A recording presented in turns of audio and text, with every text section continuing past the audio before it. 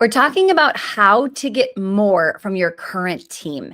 So, if you're a small business owner, you probably could use more help. You are wearing way too many hats, you're playing way too many roles, and you're exhausted, right? You're overwhelmed, you're overworked. But, and there's a big but here, even though you maybe want to hire, you might be nervous that you can't afford to hire, right? Anybody feel that way? And I get it. So here's what we're going to talk about today. Before you actually hire, let's make sure that we are getting the most we can possibly get out of your current team. So, quick story. I had somebody inside of Well Oiled Operations who said, Stacy, I need to hire. I need a full-time social media manager. It is taking up way too much of my time. So I said, well, tell me more. What do you specifically do? Like, what does social media look like for you? And she had a restaurant and she was the chef, but also she had a background in photography. And she's like, I make the food and I take the best pictures, but it's just taking up way too much of my time. And then you might relate to this. I'm not doing a really good job because I have too much to do. Okay. So she thought the answer was, how do I just hire a full time role? Now, first of all, there's not a lot of small businesses that are in the seven-figure range that need a full-time social media manager. Okay. So it depends. I mean, it depends how much you're building your brand, but I see a lot of business owners only need somebody really part-time. So I basically had her tell me, what are you doing? How much are you doing, et cetera. And we figured out really if she was taking the food and batched it all in one day and she took the photos, all she would need is for somebody to post that for the next 30 days. So we decided, oh man, we don't need 40 hours a week. We need about 5 to 10 hours a week max. Okay. And the story ends with she doesn't even hire anybody at all. She actually makes the current people more efficient and she gives one of them the 5 to 10 hours a week that they've actually wanted to be on social media. This happens a lot in small business. We think we just need more people, right? There's so much to do. I'm a one-person show. I've just got to continue to hire. Now, I do love hiring and I do love building a dream team, but I do not love wasting money and wasting time. And the more you start to drink the Kool-Aid of hiring is going to help solve your problems, I also need you to know the other end of it. We're hiring wrong, not training because you don't have time, not putting the right systems in place to get the most out of them will be one of the costliest mistakes you make. Now, I see we have quite a few people live. How many of you have already done that? You've hired and it has been very, very costly because it is not producing what you hoped it would produce, right? And trust me, I have been there. I have done that. So we want to steer clear of just hiring to get another, body, a warm body here to start doing. Yeah, Cheryl just says we have for sure. I bet most people in this room have. So before you hire, we really want to clean up. Okay. So it's kind of like the analogy of cleaning out your closet. Before we, or I should say maybe replacing your wardrobe, right? If you're like, oh man, I lost some weight, I want to get a new wardrobe. Before you go find all the new pieces you want to add to your wardrobe, you want to take inventory of what you clearly have, okay? You clean out the closet before you go start adding to it. We want to do the same thing with our team members, okay? So we want to make sure that we are first taking inventory of what is actually happening, all right? So first of all, if you did not watch our task audit we just talked about in one of our last videos that was on demand that just launched this past Thursday, highly recommend it. We're talking about a strategy to save every single person on your team 5 hours a week. So what's really cool is if there's 4 of you, you've just got 20 hours back to work on whatever it is you want to work on. So this is an activity I would recommend doing minimum once a year. And then the other times a year that I like to go do this strategy is when I'm like, we're maxed out. We need to hire. We need more help, right? And as I start to think about that, I go, hold up. Let me see who I first have before I go make the same decision. Does that make sense? Can we get the title for Melinda so she knows what video she should be looking at? I'm in Nashville right now. I'm about to speak at a friend. My friend Amy Porterfield is putting on an event, and I'm speaking at her event in just a little bit. I'm in my hotel room and I'm trying to dodge the sun here, trying to get natural light, and I've got a little too much natural light. So bear with me. But any questions you have from that training, put it in the chat. I'll be teaching a little bit still, so don't worry if you haven't seen it yet. Has any of you attempted the 5-hour challenge since we dropped that video on Thursday? Or are you committed to doing that in the next, I would say, 14 days? Like, time is now. The time is now for sure. Okay. So first of all, the 5-hour challenge is all about understanding that you are never performing at your highest level. If I said, hey, Caleb, rate yourself on a scale of 1 to 10, your productivity level, never, ever, ever would I want you to say 10, because there is always a bigger, better, faster version of you. And we want your team to understand that too. Okay. So what we're trying to do with this 5-hour task is we're saying to the team just that there is a more productive version of this role. Right? There are things that maybe I've assigned you that I don't even realize you're still doing. You feel like it's a waste of time. And let's be real, sometimes they are. We've got to uncover the 5 hours that are least efficient, least effective, least revenue producing. And we need to figure out what that looks like moving forward. Amazing. Diana did the 5-hour challenge. I love it. Okay. Terry, I'm going to have my full timer do this first. Amazing. So what you want to do is number one, the number one rule, really the only rule is whatever you tell me we're cutting out, maybe there's 2 rules. We can't drop in revenue from it, and our customers can't feel a negative impact. So I will tell you, the first time I ever did this, I had people say, oh, we should cut this out. I'm like, well, the clients love that. The clients rave about that. Like they're going to feel that. They're not going to yeah, we're more efficient, but what are we here to do? Like, why do we have this business? We're here to serve. So we can't have the customer feeling a negative impact. All right. And then number 2, if it's hurting the revenue, again, we need to be thinking twice of like, do we really want to be not like taking this thing away? Of course not. But what I will tell you is you will be shocked at what you uncover from this activity. Okay. Literally, when I did it the first time, my team brings the information, and I don't say this out loud, but one of my thoughts is, I didn't even remember I assigned that. And I'm not even doing anything with that information. And what like insane busy work that is literally just a waste of time. Okay. And here's the thing, you guys, they know it. They know she asked me for it. She's never bringing it up. She's not doing anything with it from what I can see.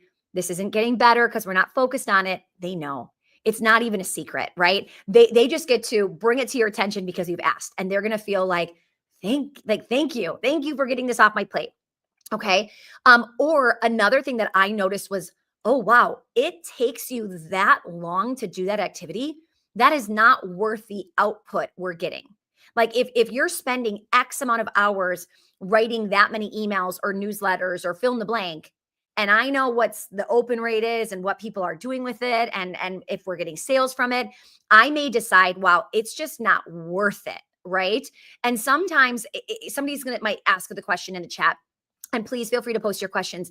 But somebody might think, well, how do I know if it's worth it? If she's spending 3 hours a week on Instagram, how do I know if that's worth it? Okay. Well, what do you pay this person, right? If you're paying this person $30 an hour and she's doing 3 hours worth, do you make $90 back? Right. And now here's what's crazy is some of you are going to say, well, no, we don't make that much back, but we have to do that. Right. I mean, everybody has to have, an email newsletter. Everybody has to post on Instagram every single day. There's people out there, business owners out there that don't have an email newsletter and don't have social media and don't have all those things. Now, hear me when I say that if you're doing those things and they're effective, you're going to keep them on your plate. The idea here is to get rid of, I have got to figure out where the sun is. It's like right here. The idea here is to get rid of the things that you're doing, or pause, right? Pause. I remember like a few years ago, I was like, I am going to figure out LinkedIn. I'm going to get good at it. And I know there's people over there we could be serving. It's going to be such a great platform. And I started to put energy into it. And it was just a minute of like a moment of me thinking, Okay, I see what I'm see the person I have on it. I know how many hours they're doing. I see the lack of results. I do agree there's potential there, but maybe this is just a not right now activity. What if we bring it back later? That's the kind of stuff I want you thinking about. Okay. So, with that said, I'm going to take a few questions and I've got some things that some of the clients have asked as well. Um, do I pay a wage for 4 cents? No. Yeah. Cheryl, absolutely. Okay. So, how do I assess whether my team member is actually getting the task or is like capable of the task in terms of their role? Okay. So, when we start to do this time audit and they say to you, hey, I'm doing this and I don't think it's working, before we just go and say, you're right, that's a bad strategy, let's cut it out. What I want you to ask yourself is he or she the right person to have this on their plate? Right? Sometimes it's just like, no, it's a great strategy, but the individual, isn't getting it. The individual, isn't capable. Like I've been training them for 30 days, I've been training them for 60 days, 90 days. They're not getting it. They are lacking the skill set, they're lacking the motivation. Who can we get in here to maybe try it and mix it up? Sometimes it's just a people problem. It's not a strategy problem, it's a people problem. You have the wrong person doing that role. Okay. So that is something to consider as well as you start to do and work through this 5 hour challenge. Now, guys, we are in the, not even in the middle, we're in the very beginning stages of going through these lives together. We have a free 9-week course we're doing. I think this is only video 3. So if you have yet to subscribe and you want to continue to get more strategies to become a better leader, a better CEO this year, make sure you subscribe. Make sure you put the, I think it's like a little bell notification so that you are getting the notifications of, hey, new video has dropped. All right. The idea here is that you're using these videos as the business owner to get stronger for yourself as we head into 2025. It is also for your key players to start to understand and grasp these concepts. How many of you are you hoping, or maybe you're frustrated that you are the only one that is really truly leading? You are the one that answers every question, makes every decision. You really are like the person in this business. Now, it just feels like nobody gets it and nobody's going to get it. And I will tell you this, the more you get them closer to you and closer to the education that you're learning from, the more they're going to start to grasp and retain. So everybody always says to me like, oh my gosh, how does your team, like, how are they so good? Or how do you do? And I'm like, listen, I pour into them. I am educating them. I am buying courses, books, I'm giving them resources for them to get better. I'm not holding things back. I'm telling them these strategies to make them stronger. And maybe they're not ready to immediately jump in and lead and do something. But man, when you start bringing them in your inner circle and they start watching these trainings and watching the chat and the feedback and all of that, they're going to start to go, oh, I get it. Like they're going to grasp it. So you've got to just get them here. So when I say bring your key players, have them watch these trainings, if you're like, I just don't have anybody yet, or I don't even know who I would have, the more you start to like act as if, the more you start to play that role of like, wow, I really want to build up this person. I really see potential in this person. I really think they could be here for like the long term. They're just not there yet, but you could see it. Bring them in faster. Okay. So bring them in faster and have them start to listen, learn, get educated. And all of a sudden they're going to start saying things to you, asking you really good questions. And you're going to start to say, okay, I think I could push them a little bit more. I think I could give them a little bit more responsibility. And let me tell you, A players want responsibility. They want to be trusted. So trust me, it'll be a really good thing for them to start getting that information. Okay. So I love it. All right. So how do you assess if they're getting it? Well, number one, did you train them? Okay. Have you given them the resources, the tools, the education that they're going to need to get this done? If you're like, I don't know, I mean, I have them on social media, but they're not really doing a good job, or I'm not really seeing this, or whatever that looks like. Okay. Then we need to figure out, well, what does that look like? And how can what do I need to provide them with? How do I need to coach them? What are they missing? Don't judge somebody with a lack of education. It would be like giving kids in school the test, but you have given them nothing before the test, right? It's a pop quiz or a pop, like, right, an exam where there was no training. It's just like, hey, we're going to learn something today and we're going to test on it. Immediately the student would say, what? Like, you haven't taught me anything. So many of us, we are giving like this pop quiz to people we haven't taught and trained, and we have to change that behavior. If you know you're doing that, say me in the chat right now. Okay. Now, I want to talk about how can we actually implement this challenge effectively? How do we roll this out? What do we do? When should we do it? It's a busy month. January is huge for us. February is kind of busy. Can we wait till March? All of the things. Okay. This is one of those things where people say, "Oh, I need this. I just don't have the time to do it." What you don't understand is this will give you the time back. So if you're feeling really busy, if you're feeling really swamped, there is no better time to take the challenge because it immediately can give you 5 hours back next week. So pushing off, delaying the thing that's going to help you get more time is silly. Let's not do that. Okay. So I would be rolling it out as soon as possible. Like I love that some of you already said, we're already starting it. Okay. So really just roll it out and let them know. Somebody might get a little nervous, like, wait, are they cutting out? Am I going to get cut 5 hours a week? No. We're just going to fill you with the most beneficial, right? The biggest impact in those hours. So you're not going to get cut hours. Make sure you warn them that. Not that they're thinking, why do I want to teach you how to make me faster? And then I'm losing hours and I really want this many hours. No. We're going to make you faster. And we're going to be able to put more on your plate because we're going to be more efficient. Okay. And the reason they like this activity, I've never had somebody be nervous about this activity because they're excited to get things off their plate because they're picking. They're the ones coming to you and saying, "Hey, Diana, I really don't know that this is the best use of my time." Trust me, they're excited. If you are picking and choosing, right, they might be a little nervous, but you're not picking. They're picking and presenting it to you. Okay, good. So with that said, what tools do you recommend for tracking the time and the task effectiveness? So first of all, I mean, there's a lot of ways to watch what people are doing. It could be as simple as writing down in a spreadsheet, right? It could be writing down paper every hour. Like what are you doing and where are you seeing some ineffectiveness? You could use their softwares like Toggle, Toggl, I think it is. And Toggle, it's somebody who works on the computer for the most part because it's going to track where are you and what are you doing and where are you spending your time. Has anybody used Toggle, like a service like that, to kind of start to see their behavior? Those can work really well. But again, it's associated to your phone, your computer. So if you're somebody who's like in the field or you're the technician giving massages, it's not documenting that, right?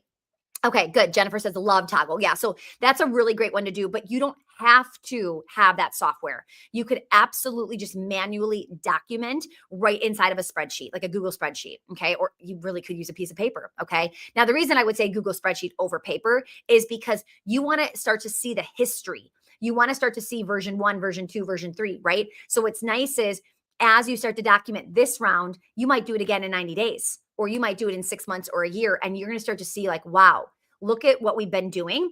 Or you might go, oh, wow, numbers have been going down. And now that I look at this, I cut out this activity. Is there any way that activity is possible, the lack of it, is that hurting the business? And I didn't know. So documentation, right? We need to make sure that we're guessing here.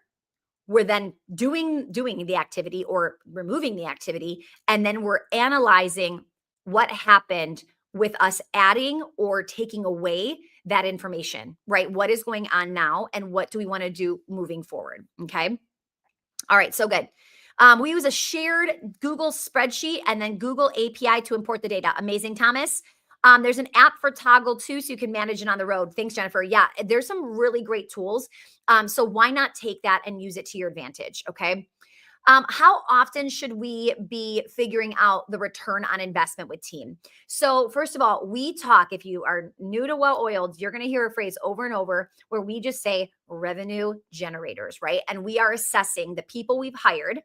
How much are they generating? How much are they bringing to the business? Okay. And it's so funny because I've seen some people, know that that's our word and then say like, oh, don't treat people like revenue generators. They're humans. Yes, 1000%. But it would be silly to just bring somebody on the team that you're paying and they're making less than what you're spending on them. And if we don't have that conversation of the only way you get to stay is if you bring more value, right? So how do you become irreplaceable? You bring more value, right, than what you're getting paid. And you will have a job always, right?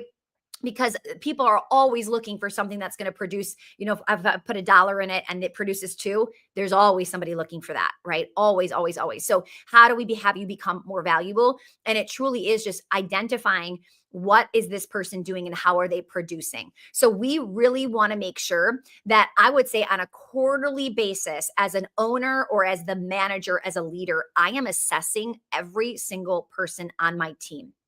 Are they making more than we're spending? Sometimes, sometimes you're like, wow, this person is messing up so bad. They're costing me like thousands, tens of thousands.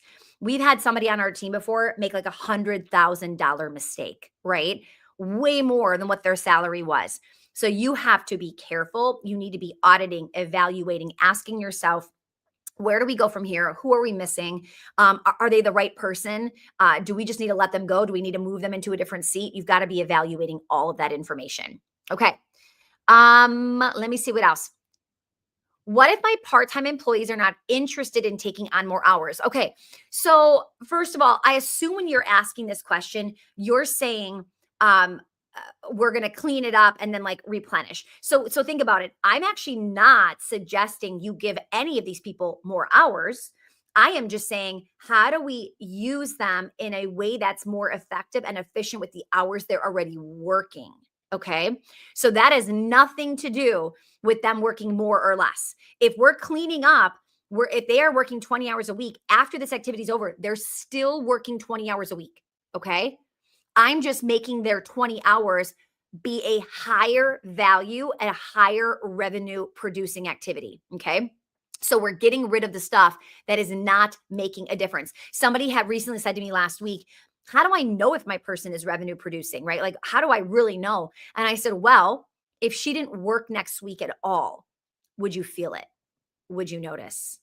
Okay. How many of you could have somebody take off next week and you would literally not feel a difference in the business? It actually might feel better because they're not interrupting you, they're not making mistakes, and you're not having to clean up after them, right? This is a really great way to figure this out. Okay. So a good way to just like ask yourself, like, how would I know? What would that look like? Okay. I'm just gonna have to keep scooting over as the sun is shifting. And you're seeing my mini bar over here, guys. And I really didn't want to touch it because I was scared I was gonna get like a $700 bill if I moved the entire tray. So all right. Okay, Cheryl said, I would miss my office manager horribly. And this is such a good gut check, right? To go, oh no, I would feel it. I would feel her for sure. Like she is worth every penny. Okay. Um, yeah, Cheryl, 1000%. She's like, but there's one on the team. Yeah, for sure. Okay. So with that said, now, if you have an amazing revenue generator who is only part-time and you want them to work more, well, number one, I think they call this like a want match, right? You have to want something and they have to want something. It needs to match up for you to be able to move forward. So if you're like, oh my goodness, my part timer is so amazing, I want to have them to go full time. And they're a stay at home mom who really loves working 10 hours a week and you're never going to get more. You do not have a want match. That's not going to move forward, right? So you take what you have and you just use what you have, right? So with that person, I might, say, hey, if you're ever interested in going from 10 hours to 20 hours, etc., let me know. I would love to have you. I kind of put that bug in their ear. Now you might have somebody say, well, my daughter is 1. When she goes to school full time at 4, I would love to. Okay, great. Mental note, 3 years later, we might be able to get her to full time. Okay. But I'm not trying to, like, if I convince somebody to go full time that doesn't want to go full time, at some point they're just going to back out or burn out or revert, right? So just be careful because I think so many times we push people doing things we want and not what they want, and then it doesn't end up the way we were hoping. Okay. All right. Oh, okay. Vest Sales says, what if an employee is really good in bursts, but is never consistent? They constantly go through swings at productivity and then being not productive. Okay. So this is so common. And what we have to understand is that an A player is consistent. Okay. So an A player is not somebody who has good weeks and bad weeks. An A player is consistently good, right? 80-20 rule. They've got an off week here and there, right? But for overall, they're pretty on. And usually that off week is like something's happened, right? Something personal maybe went on. Maybe they were sick that week. Maybe just their boyfriend broke up with them. You never know. Like, right? Something could have happened. And that is obviously understandable, right? But when it's the person who's got something going on consistently, or they're always sick, or they're always calling in late, or they always have a reason why they can't, right? When they're consistently inconsistent, these are not A players and just people that unfortunately um can they be trained? Well, are you putting in time and energy and you are training and they're still inconsistent? So we had this huge conversation last week. We held an event in Dallas with a few hundred small business owners, and this was the theme of the event. Okay, I have this A player, but she is always late. And then the next person would say, I have this A player, but she kind of misses deadlines. And then somebody's like, I have this A player, but she has an attitude. I'm like, guys, these are not A players. Like these are not A players. A players do not have attitudes. A players do not miss deadlines. They are not late. These are not A players. So stop justifying bad behavior and thinking like they get to have some of these like downfalls. Okay. All right. And I know that might be crazy to think like we just don't tolerate that kind of stuff, but we really don't tolerate that kind of stuff. Bad attitudes, missed deadlines, always late. I mean, we warn them a few times and then there's a very stern, if this happens again, like we're going to have to part ways. And it either they step up or they keep doing it and we say we were serious. Like this is time for us to part ways, okay? So, I think some of you are tolerating certain behavior because maybe you haven't experienced a real A player, or you have an A player, but she's a unicorn in your business and you really believe there's a belief she's a unicorn and you believe that nobody's like them because that girl is just like this rock star unicorn that doesn't really exist. And I will tell you, with me and my team, we find the unicorn and then we use that as a sign of it's possible they're out there. Let's go find another one. Okay. And then we start to measure our standards by like measuring up to the unicorn. And then pretty soon you have an entire unicorn of teams or team of unicorns, right? And I think so many people, we think like, oh, well, the A player is so amazing, but like no one's as good as her. No one's as good as him. Well, only because you're tolerating other people to not be. Okay. So you're building a high performance team. Put that in the chat. I'm building a high performance team. We've got to let the BC players go. Okay. Yes. And that's the thing is so many times business owners, it is a lack of training. And it is because they have bought into the belief that they don't have time. And that if it's truly an A player, that they will figure it out themselves. I hired her for social media. She's supposed to know it. She shouldn't need me for that. Right. Yeah. And you've got to be really, really careful with that behavior because that thought is holding back it's holding you back, your business back from really building a culture of rock stars, a culture of high performers. You've got to pour into them. One thing we just noticed with a certain department is they're coming in and they are getting trained. And week one, actually on the job, they are coming in hot, like so good, just really high performer, really excited.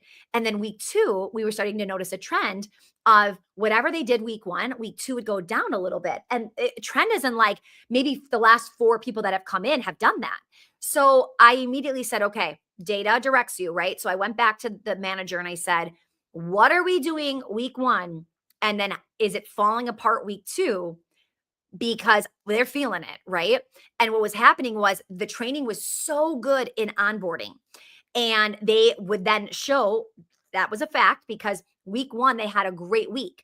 So what was happening was week two, the manager was pulling back, right? And not even feeling like they were pulling back. They felt like I onboarded, like they're good, right? Look at the results they got. I can pull back and they're on their own, right? Not on their own, but just not as much time and energy. And we said, let's try this. Let's just try this and see what happens. Week two, repeat your training from week 1. And what happened? Numbers went up. Okay. So this is really, really interesting. Is like we make this excuse of like, I don't have time. I really want to do this, but I don't have time right now. Okay. And the problem is that the lack of understanding priorities is causing all these frustrations in your business. And unfortunately, you're working on the wrong things. So there is when people are like, I don't know if I have time to have this efficiency audit, right? I don't have time to train. I don't have time to fill in the blank.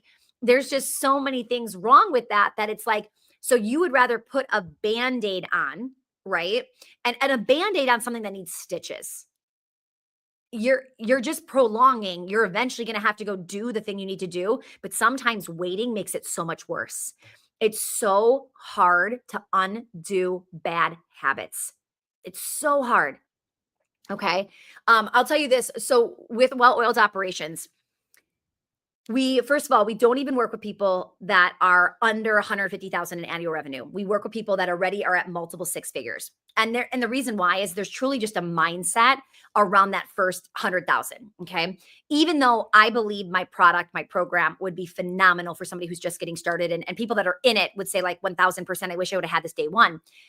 But and you realize that when you're older and more mature and your business is experienced, but when you're in like the first beginning stages, you're not ready to take on that mindset.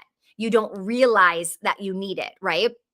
And I think there's this maturity, this discipline as you start to grow in business of realizing all the things you wish you would have known, right? From the get go, and how it's so much harder to fix the bad habits you've been rinsing and repeating for years. Like right now in the chat, how long have you been in business? Put in the chat. How many years have you been in business? Fill me in. I want to know.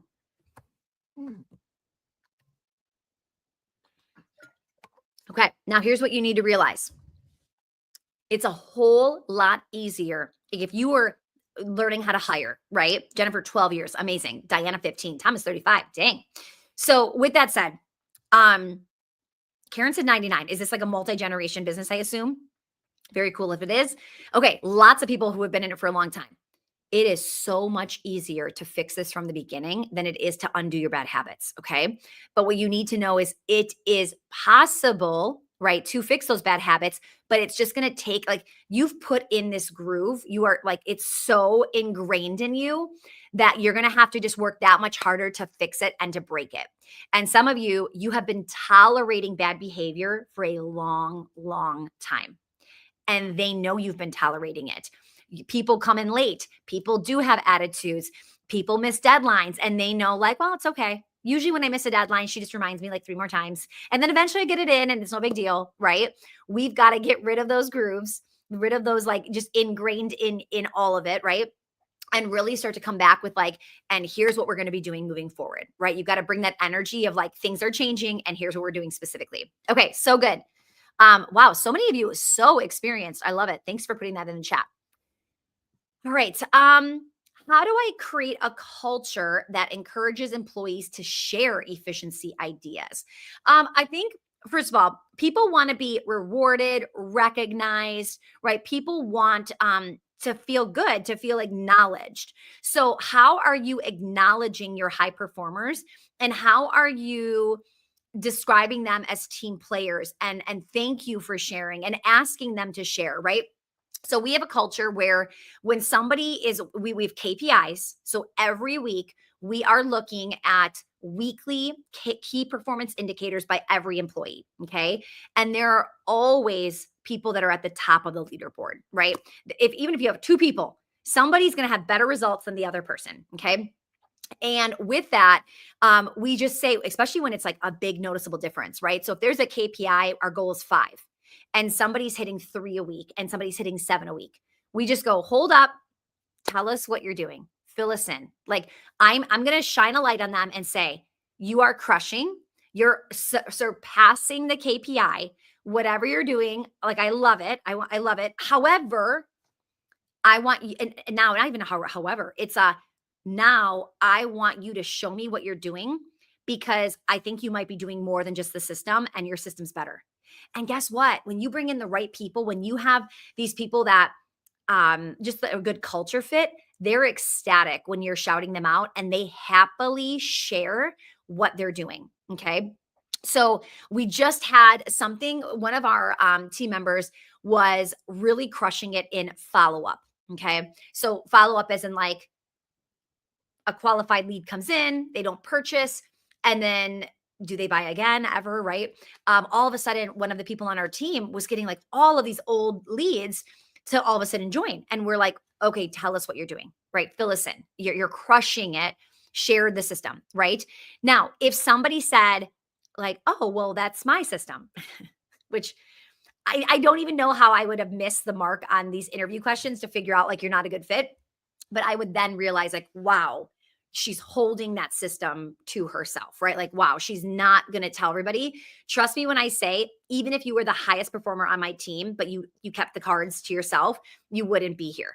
Okay. You wouldn't get to stay. We would not tolerate that behavior. All right. That we just don't have people on our team like that. So what happened when I said that this week is she immediately said, oh, I'll tell you exactly what I'm doing. Right. Here's my Google Doc. Here's my system. Here's what I do if this happens. Here's what if I do. Right. And then what happens with that is this one person's system, we now have to we want to multiply it, right? So we take that system and we train and we roll it out to the rest of the team, and it gives the rest of the team opportunity to up level their KPIs. Okay. We don't just try to have one winner. Like if ever, like, why not everybody? Why can't everybody win? Okay. Yeah. Melinda, I'm in Wisconsin, but we have a remote business. Well, I should say that I have one business that's 3 locations in Wisconsin, Milwaukee, Wisconsin. And then I have another business that is remote. So even though I'm in Wisconsin, oh my gosh, we have 30 employees all over the United States, clients over all the different countries, different states, countries, etc. So let me know if there's a specific question you had about that or why you're asking state-wise if there's a certain question. Okay. So I went on a tangent there, but I hope, like, if you just got a takeaway or an aha from just something I've recently said, let me know in the chat. I'm hoping you're starting to see, oh wow, like I'm attracting maybe the wrong people, right? They don't want to do this or they're not excited about this. People always ask me, how are you training them to be so driven? I do not train anybody to be driven. I attract people that are driven and I weed people out in the interview process who are not driven. Does that make sense? Okay.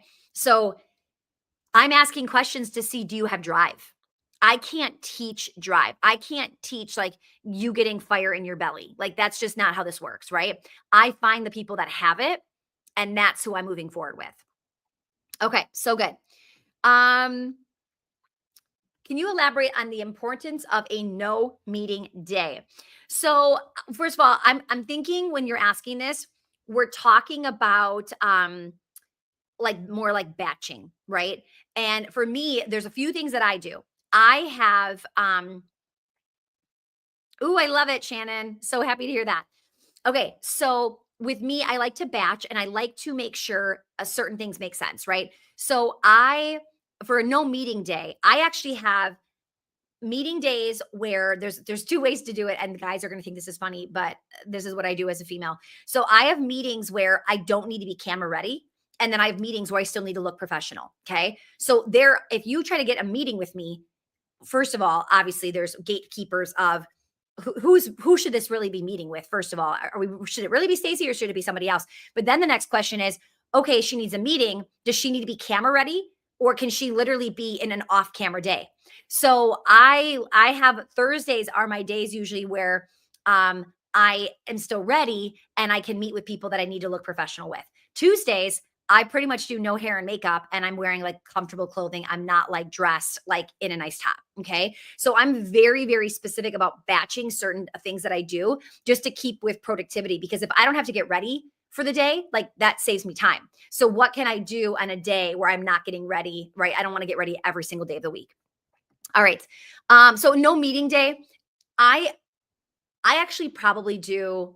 I'm trying to think, do I meet every single day? I don't meet every day. I have a lot of meetings all the time because at the level of business that I'm at, eh, that my job is meetings. Like literally my job is meetings. So I meet fairly often with a lot of internal team members, contractors outside, consultants, things like that. Okay. But the reason that like the no meeting day or the no meeting morning is like use that time to make it be really, really use it wisely, right? So I try to, like I said, batch certain things so I can just kind of get in the zone and keep crushing it. Okay. Yes, Marriott quote, we don't teach people to be nice. We hire nice people 1000%. Like the front desk. If you walk in the door and I'm going to interview you, if you aren't smiley, if you don't know how to build rapport, if you aren't like engaging, you will never make it working at my front desk. We do not teach people how to smile or say hello. You have to have that energy because that's just who you are. Okay. All right. Um, I think I'm attracting people who are not driven. So, Sarah, what you want to do is number one, in your interview process, what are you saying? Because think, a driven person is going to read your job description and go, yes, this is for me. Somebody who's like very status quo, doesn't like to grow, wants just like the mundane, rinse and repeat. You want them to go, this sounds scary. I don't think this is going to be a good fit. This sounds like it's going to be hard work. I'm literally trying to attract and repel in my job descriptions. Now, some people will still get through. So now in the interview process, what am I saying or doing to scare people that we don't want, right? Like I'm not going to beat around the bush when somebody says like, yeah, I really just want something where I can, kind of clock in, clock out, be done for the night. Da, da, da. I'm going to go, okay, so what happens if there's an emergency and at 6 p.m., your department, this happened and it was your fault? Like, what are you going to do? Like some people would go, I can't ask that question because she just said she wants to clock out at 5 and not have to think about work. I'm trying to figure out, so wait, you're not going to help me if you mess something up and it's your department and you need to fix it, right? Like I'm trying to figure like that attitude and energy out. So you don't want to shy away. You want to lean in when you hear something and let that red flag be the reason you don't move forward. Okay. CH, I'm the bottleneck in my business because I don't have the right people in place to help with core things. I have already hired for many things, but clearly need more. Okay.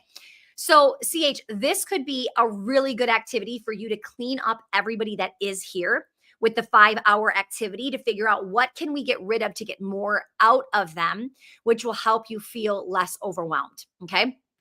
Yep, Terry, I feel ya. All right. Do you have any tips regarding rolling out new initiatives to people who have been with the company for a long time, who are already set in their ways and not easily replaced? Yeah. So, okay, first, you've got to bring the vision, right? You've got to bring the vision, the energy, where are we going, what's happening, the why behind it. Okay. So if they've been set in their ways and they've been kind of plateauing in their work, you may feel that in your results, right? Or you may feel the growth isn't what it used to. Okay. So I'm literally going to craft like a presentation for my team on where we're going, where we're heading, and what it's going to take. And it's going to try to rally them and get them excited to get in alignment with the vision. Okay.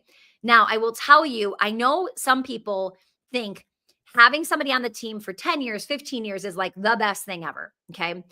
As somebody who's been in business 22 years, we've had people, have people 10 years, 15 years plus, etc. Now, I will tell you that sometimes they become the worst, most inefficient people on the team because they now start to carry an entitlement. They now start to think, I've been here 10 years. I don't need to do that. I don't need to follow the system. Like I know how to do it. Right. And you want to make sure that you are not tolerating that behavior and making sure that like you don't want to like lessen up the more they've been with, the longer they've been with you. You want to make sure they understand, right? What it's going to take and how we get stronger and stronger the longer we're here. Okay. I mean, I'm working harder than ever, but smarter than ever, right? 22 years in versus like if I got lazy and slowed down, we would not be at the top of our industry, right? And if they want to get a little lazier and slow down, this is probably not the right job for them. And I know that can be hard because you're saying they're not easily replaced, okay? Well, number one, I think the biggest part of this that needs support here is you want everybody in your company easily replaced, okay? And here's how everybody can be easily replaceable, okay? Number one, you have solid systems in place that are easy to follow and you understand everything that person is doing and how they do it. Okay. With that in place, it's actually not that hard to replace somebody. Okay. Number two, the second piece is if you're paying them well, somebody else will happily jump in to get paid well with all the systems documented. Okay. So I think before I'm even rolling something out and maybe scaring them and maybe getting them to turn over, I would make sure everybody on the team is easily replaceable by great systems. Okay. That's probably the biggest thing I'm seeing right now, just in that comment. And then, two, when people know somebody else could do my job, you know, they just show up in a different way. But if they have an entitlement of like, I've been here 10 years, all the systems are in my head, he has no idea what I do all day, every day, and there's no way he could jump in to do what I'm doing all day, right? They start behaving in a way that reflects their thoughts. Okay. So we want to make sure that everybody is like the longer they've been here, the more they show up, the more they have to lose. Okay. Yeah. And I figure, Thomas, that somebody has something not documented because that's who feels irreplaceable. And we do not allow things not being documented. Okay. Everything in our company is documented. And that will make you feel way more secure. Okay. All right. Let me see what else. All right. How do I determine labor to revenue ratios? So we're trying to figure out basically like, am I overpaying? What should I be paying? How much is normal payroll, etc. Okay. So first, what I would look at is labor to revenue. What does that mean? How much payroll do you spend? How much money do you make? Okay. Taking those two numbers, you're going to find out the percentage. So labor, right? You might go, okay, in 1 year, I spent $250,000 on payroll, commissions, etc. Okay. And in that same year, we brought in $1 million. Okay, my labor to revenue is 25%. Okay. So what you're going to do there is you're going to continuously track that data, track that number, and see, are we getting stronger? Right? Where are we? It kind of gives you, and this ratio gives you an idea of like, are we overstaffed? Are we understaffed? Could we afford to hire? Oh, do we need to hold off and get our team more efficient? And then this is where you can go, whoa, this number's getting really high. We need to do the 5-hour challenge to clean everybody up. Sometimes what happens is it's just nice to go, oh, we should hire somebody to do that. It'd be really nice if we had extra hands to do this. Oh, if I had an assistant, I could get more out of this person. Okay, let's get her an assistant. And all of a sudden the team is getting bigger and bigger and bigger and bigger and bigger, right? And what we want to start to think about is if you've all of a sudden looked at that number and you're like, wow, it was 25% labor to revenue ratio. And then it was 27 and then 29. And now we're at 42.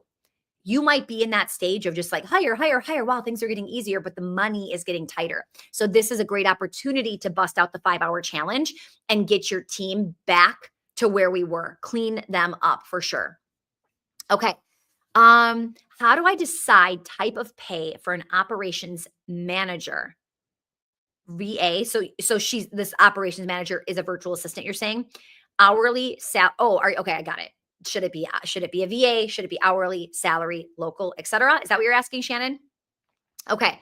Couple things. So number one, we want to pick the right title for your business. Okay. Thank you, Shannon. We want to pick the right title. So many times I see like 6-figure business owners and they have a COO. And I laugh because there's 0% chance your 6-figure business can afford an actual COO, right? But we call them that and we have this inflated title. And then pretty soon they figure out what a COO should be making and they want you to give them a raise when in fact you just gave them the wrong title. Okay. So for number one, let's figure out what level you're actually looking for. Okay. You could go to Google, Chat GPT, etc., and say, what is the difference between an office manager or an operations manager or a COO? Like what skill sets or characteristics are different, right? What would they be expected to know and do, etc. And there, it's going to kind of give you guidance of like, okay, yeah, this might be X pay, but you're like, I can't afford that. So what do I get in this bracket? Okay, this is cheaper, but wow, okay, they don't know how to do XYZ. I'm gonna still have to do it. And pretty soon you're gonna have to start to go, okay, time or money here, right? Am I willing to spend more money to save time because he or she comes more experienced? Or what, do I not really have the money? Do I need to go the time route? I'm gonna invest more of my time to train them, but I'm gonna save money as I hire them. Okay.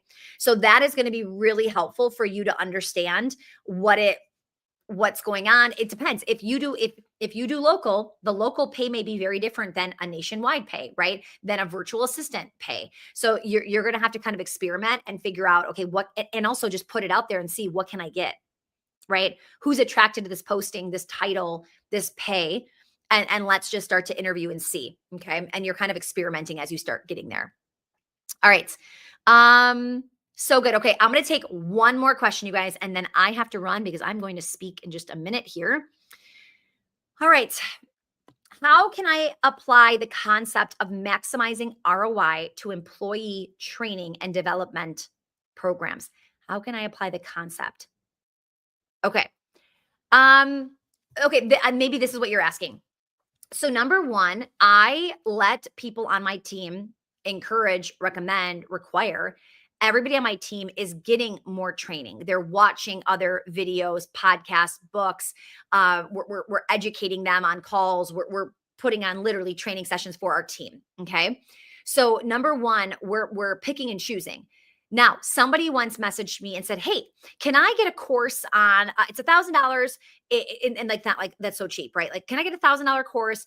It's on XYZ." And I'm like, hold up. So just looked at your quarterly goals and your core. Oh, thank you. What's the word today for the workbook, guys? I'm so sorry I didn't tell you. So every single week, you guys on these lives, and please call me out right away in the beginning. What is we basically take all of the details from the call, the on-demand training with a lot of these different tips and strategies, and we put it in a workbook for you every single week. So you just go to Instagram at Stacy Tuschl, you DM me this word, and you're going to get it automated, sent right over to you. Okay. My team in a minute will tell you the word to do that on today. All right. So back to my comment. What was I talking about? A little ADHD here. So what was I talking about?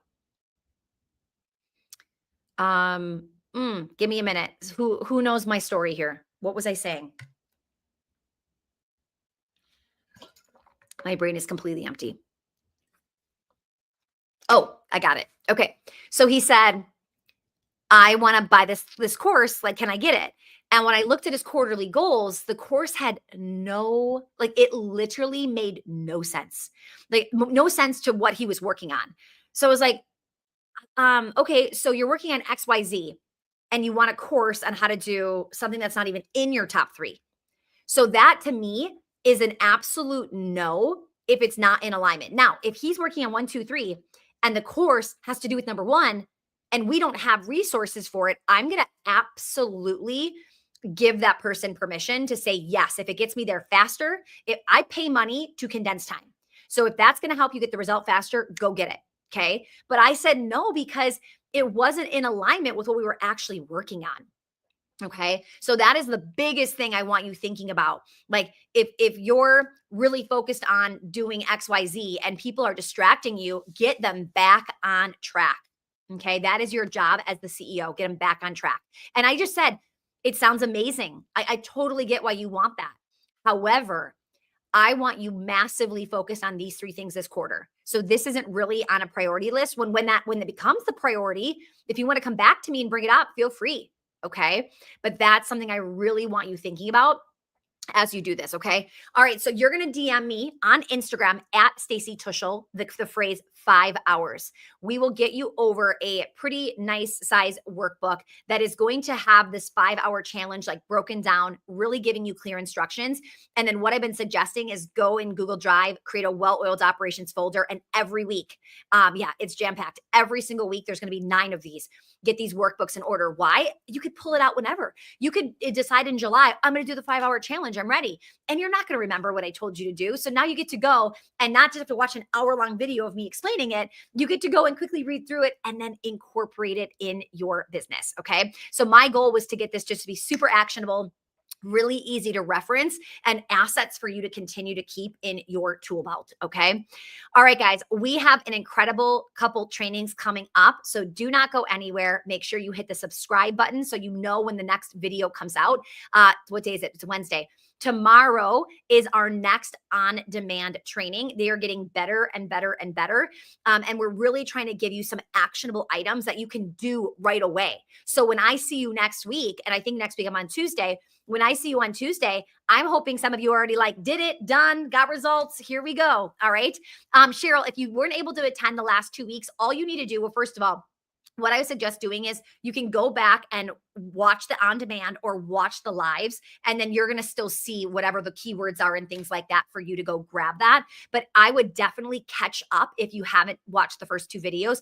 Every video, there is something in there for you, whether you use it now or you use it later in your tool belt. Okay. All right, guys, have an amazing rest of your day. Thanks for showing up live. I am loving doing these. I think we still have like 6 more weeks of this together, but I could see myself continuing this because this has been so fun. So thanks for showing up. Keep showing up. Bring your key players. Let's do this. Let's stay motivated. It's February 1st this week.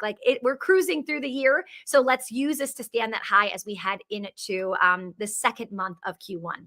All right, guys, I'll talk to you very soon. You are so welcome. Bye, everyone.